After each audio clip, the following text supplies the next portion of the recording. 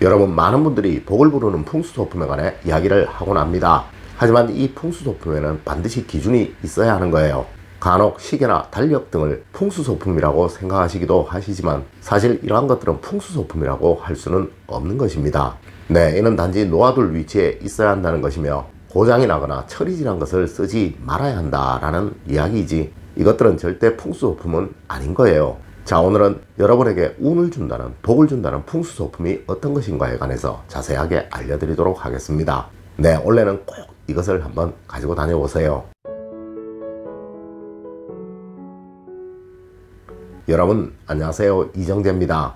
여러분, 먼저 풍수소품은 반드시 자체의 의미를 가지고 있는 것이어야 하며 또한 항상 의미를 되새길 수 있는 것이어야 합니다.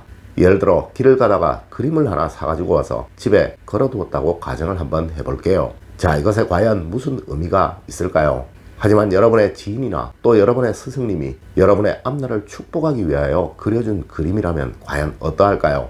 맞습니다. 이것은 분명 풍수소품이라고 할 수 있는 것입니다. 네, 이 그림을 보면서 그분의 마음을 전달받을 수 있을 테니까 말입니다. 여러분, 하여 많은 분들이 이런 말씀을 하십니다. 집에 그림 아무리 걸어둬도 아무런 효과도 없더라 라고 말이에요. 하지만 앞서 길을 가다가 사신 그림에 여러분이 큰 의미를 담아두었다면 과연 어떠할까요? 이 그림 참 마음에 들어. 이 그림을 집에 걸어둔다면 아마 좋은 일이 생길 거야 라는 식으로 말이에요. 맞습니다. 이것은 진정한 풍수소품이라고 할 수 있는 것입니다. 하지만 지인이 집 정리를 한다고 하여 그 집에 걸려있던 것을 아무런 의미 없이 얻어온 것이라면 과연 어떠할까요? 네, 이것은 절대 풍수소품이라고 할 수 없는 것이며 절대 여러분에게 그 어떠한 삶의 변화도 만들어줄 수 없는 것입니다. 여러분, 이렇듯 반드시 풍수소품에는 여러분의 간절함과 축복 그리고 의지가 담겨 있어야 한다는 거예요. 마치 결혼반지를 연상하시면 될 것이고 또한 소중한 사람에게 받은 생일 선물을 연상하시면 될 것입니다. 첫 번째로 집안에 있는 풍수소품에는 반드시 어떤 의미를 담아야 합니다. 여러분, 분명 아셔야 합니다. 그림을 하나 집안에 걸어둔다고 하여 여러분의 삶이 변하지 않습니다. 또한 책을 몇 권 집안에 둔다고 하여 여러분의 성품이 변하는 것은 절대로 아니라는 것입니다. 네, 바로 여러분의 마음이 중요한 거예요. 저는 분명 여러분에게 올해 현관에 물과 관계된 그림을 작은 것이든 큰 것이든 하나 걸어두세요 라고 말씀을 드린 적이 있었습니다. 물론 거실에도 이 물과 관계된 그림을 하나 걸어둔다면 아주 좋을 거예요. 하지만 꼭 아셔야 할 것, 이 그림을 걸면서 반드시 확신을 가지셔야 합니다. 이 그림이 분명 원래 우리 집에 재물운이 새어나가는 것을 막아줄 것이다. 이 그림이 분명 원래 우리 가정에 번영을 가져올 것이다 라는 식으로 말입니다. 여러분, 그리고 이것을 남편분에게, 아내분에게 알려주세요. 올해는 우리 가정에 큰 번영이 들어오는 해라고 말입니다. 네, 이것은 비단 그림이 아니어도 좋습니다. 책이어도 좋고 다른 무엇이어도 좋습니다. 하여 우리 조상님들은 매년 입춘날 대문 앞에 입춘대길 건양다경이라는 문구를 써서 붙여두셨던 거예요.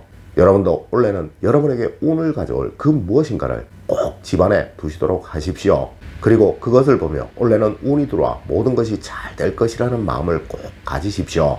네, 이는 반드시 이루어질 것입니다. 두 번째로, 가족에게는 축복을, 기원을 담은 선물을 주시도록 하세요. 여러분, 제가 새해에는 가족분들에게 옷을 하나 선물하세요 라고 말씀을 드린 적이 있었죠. 여러분, 그렇게 하셨나요? 저는 제 집사람에게 외투를 하나 선물 받았습니다. 물론 제 아이들에게도 집사람이 옷을 하나씩 선물해 준 듯 하더라고요. 여러분, 물론 이런 옷이 아니어도 좋습니다. 새해는 새 마음으로 시작을 하고 더 멋진 한 해가 되라는 의미로 무엇이든 가족분들에게 꼭 하나씩 선물을 해 주시도록 하세요. 네, 그리고 반드시 새해 선물이라고 말하시고 이것이 원래 멋진 운이 들어오도록 만들어줄 것이라고 말해 주세요. 여러분, 이는 우리 조상님들이 반드시 지키셨던 행사입니다. 네, 아마 여러분들도 설날 설빔이라고 해서 새 옷을 선물 받으셨던 기억들이 다 있으실 것입니다.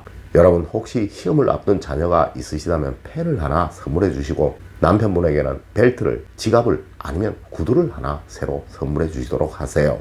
여러분, 그리고 이렇게 말씀하세요. 새해 선물을 받으면 원하는 모든 일들이 다 이루어진다 라고 말입니다. 여러분, 이제 설날이 얼마 남지 않았죠? 네, 이것이 바로 진정한 풍수소품인 것입니다. 세 번째로, 지인에게 의미 없는 선물은 절대로 하지 마십시오. 물론 이는 오늘의 이야기와는 결이 조금 다른 내용인데요. 여러분, 절대 지인분들에게 의미 없는 무엇인가를 그냥 주지 마십시오. 네, 이는 선물이라는 격을 허물어버리는 정말 불필요한 행동입니다. 여러분, 사람은 자기가 필요한 것을 남이 줄 때 기억을 하지 의미 없는 것, 필요 없는 것을 주면 상대는 오히려 반감을 가지게 된다는 것이 심리학자들의 의견입니다. 네, 주고 욕먹는다는 거예요. 하여 여러분 하나를 주시더라도 의미 있는 걸 주시도록 하세요. 네, 상대가 꼭 필요한 것을 주시도록 하십시오. 네 번째로 자신의 의지를 담은 소품을 꼭 가지고 다니십시오. 여러분, 올해만큼은 꼭 지갑에 여러분의 의지를 하나 적으셔서 가지고 다니십시오. 네, 목표를 하나 꼭 가지시라는 이야기예요.